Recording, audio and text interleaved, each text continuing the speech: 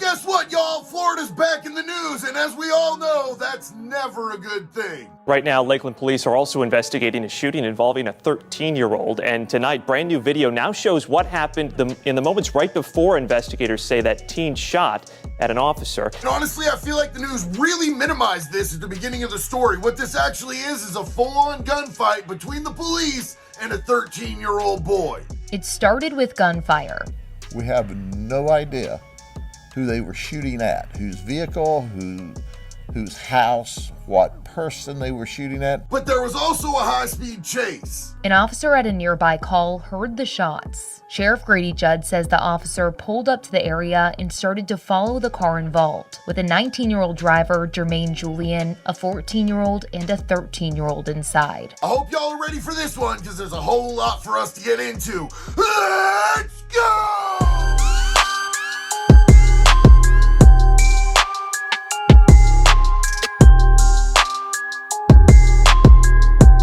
Everybody, I'm so glad to be back home here in the state of Florida where it's warm. I just spent a few days in New York and Connecticut with Ian Bick and Larry Lawton doing some filming. You guys are going to see some of those projects coming out really soon. And I'm known for being a wild dude, but let me just tell you right up front, these gentlemen gave me a run for my money on this one. And as much as I love coming back to Florida, as much as I love being home and being in my own space with my wife and my dog, every time I come back to Florida, it's weird in the news. There's always something crazy that happened. It's a lot to keep up with, to be honest. And we all know the old Florida man cliche. Well, it is well earned, but today we're talking about a 13-year-old teenager, which I'm sure we can all agree is not nearly as fun. Personally, I find this heartbreaking. But before we dig into that, let me just introduce myself for anybody if it's your first time watching, man. I was a 20-year career criminal and drug addict, and since then, I've turned my life around. I'm a recovery coach, peer support recovery specialist,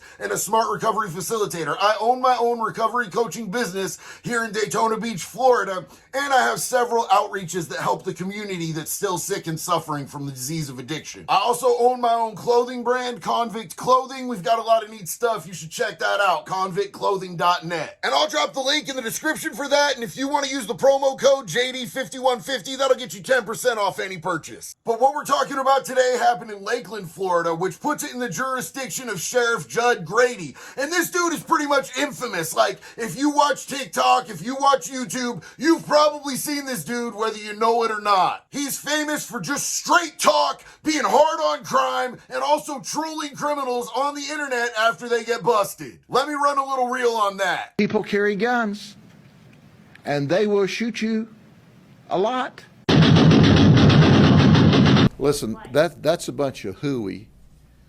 That soft and cuddly feeling, we're going to hug a thug, and if we give them, another popsicle and an icy and a day out at the park, they're going to be good. We were trying to shoot them. We shot at them many, many times, a lot. So as you can tell, this dude is a whole ass character, and he's really hard on crime, and as a rehabilitated career criminal, I agree with him like 90% of the time. But even he is being dead serious when it comes to this case. They all three abandoned the car to run from the cops. And here's what he's talking about right here. I slowed this down and I sized it up so that you can actually see they didn't even let the car stop. This car is still rolling as they're diving out of the doors. Judd says the 13-year-old is the one who fired at the officer. He says this body camera footage shows the moment it happened, hitting him in the foot. So I don't know exactly what that looks like to y'all, but it looks to me like he used that corner as a tactical advantage to start opening fire. That's not something that I would actually expect when pursuing a 13-year-old suspect personally, but he got that cop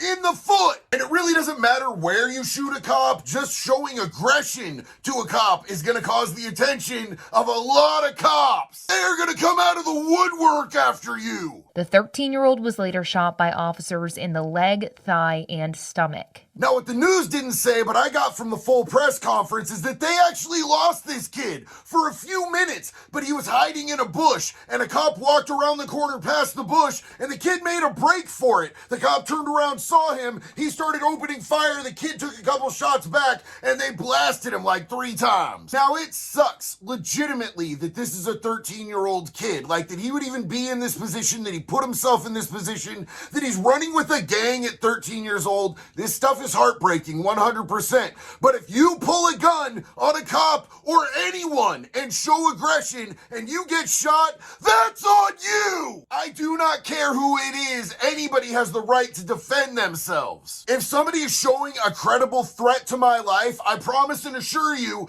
I'm going to take theirs and I will have no feelings about it. Because at the end of the day, I'm making it home to my family. And I consider that 100% on you for putting me in that position. So I think that even with the video evidence that was just displayed, like, we can all agree that this was a justified shooting. Judd says Julian and the two teens are all gang affiliated. He also says they all have a criminal history, including breaking into cars. They're burglars. They go out at night. They break into cars, open car doors, and take guns. Now, the state of Florida is in the top 3 of the most heavily armed states in the country. So what we've been seeing a lot of is people breaking into each other's cars trying to find guns because they're just everywhere. We got them. So let me just address this. As somebody who's a retired career criminal who used to steal cars, you have no idea how often I used to find guns inside people's cars. Don't do that! That is stupid! You absolutely deserve to lose your gun, and you could be insinuated in different crimes. There's just so many bad ways that could go. Keep your guns on you or in your home. Do not leave them unattended in vehicles. Judd says the officer shot is going to be fine. He's recovering at Lakeland Regional. Wait, you mean he's not gonna die from his foot injury? Come on, man. Did this even need to be said? Really? It 100% sucks that this cop got shot in the foot by a kid, but I've never heard of a fatal foot shooting. The 13-year-old is at Tampa General Hospital. Officers did not share an update on his condition. And I'm sure that we're going to hear more about that, and I'll keep you guys updated as they drop more deets. But in the meantime, I want to share with you guys just a little bit of that full press conference that I had to sit through because it was kind of arduous. So I'm just going to run you guys with the highlight reel. Officer Smith heard the gunshots as there was a drive-by shooting near Simpson Park. Did you hear what I said?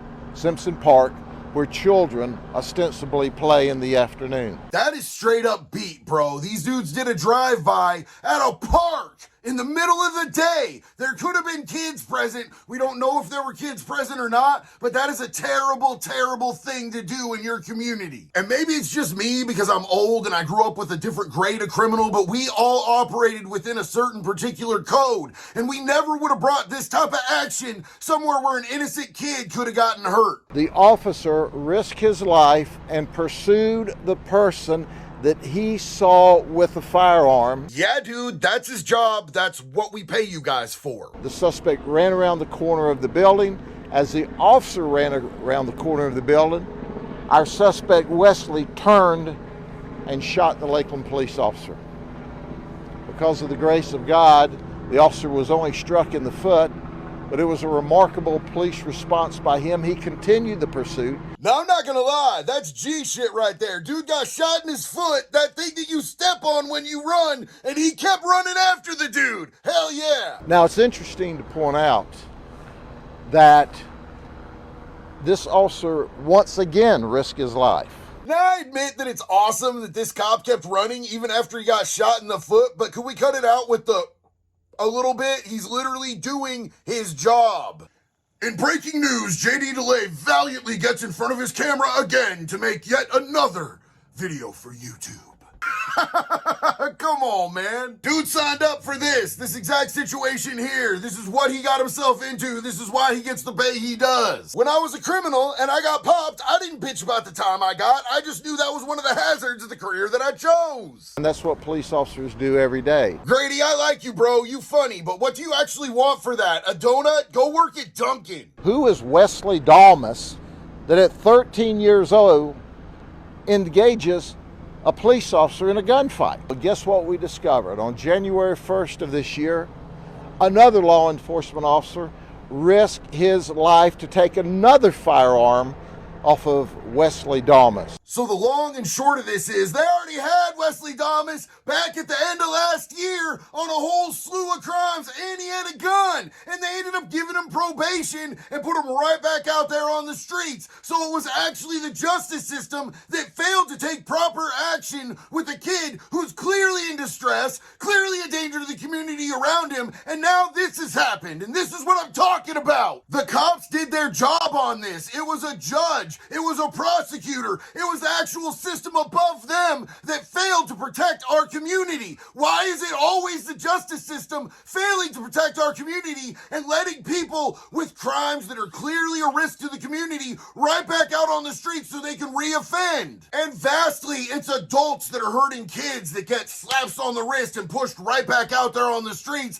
This time it just happened to be a kid who was a risk to everyone around him, so it's a little bit different, and I'm sure it's going to get a lot of press coverage. Most of the time, you don't hear about these adults that are hurting kids. They get a slap on the wrist and they push them right back out. They sweep that right under the rug. And look, honestly, y'all, what I'm trying to get at here is that the justice system in this country is like a ladder, and every step all the way from the bottom to the top is broken. We are warehousing people that we should be giving treatment. We're paying to support the lives of people that we should have just put down. We're letting people go that have no business being on the streets. The whole entire thing is a joke. And the punchline always ends up being at our expense. Our communities aren't safe. We're paying vast budgets for the prison system, vast budgets for law enforcement, and none of the streets are any safer. It gets worse every single day. The whole entire system is not working, and the discussion needs to get started as to how we wipe that chalkboard and start from scratch. But that's going to be an entirely different video. As always, I appreciate you guys riding out with me today.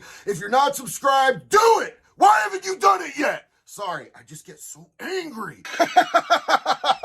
Like, comment, leave me a good video suggestion, and do me a favor. Love yourself today. It doesn't have to be like this. You can go get yourself a mani-pedi. But until the next one love, y'all. Be good or be good at it.